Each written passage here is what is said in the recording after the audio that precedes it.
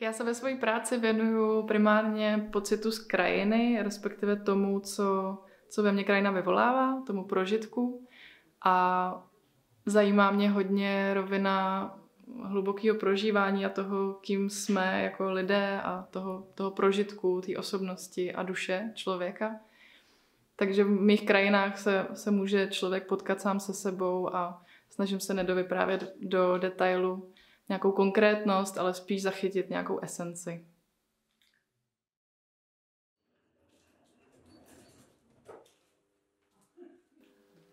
No, takže já dělám olejomalbu, dělám kurzy malby. Mám tu tvorbu asi takovou trošku specifickou v tom, že nemám úplně jednolitý styl. Rád si střídám témata, rád si střídám techniky, materiály, rád v tomhle experimentuju. Když dělám něco realistického, tak si jdu potom jako odpočinout k té abstrakci. A zase od těch abstraktních věcí si jdu odpočinout k té realistické malbě. Tohle mě baví.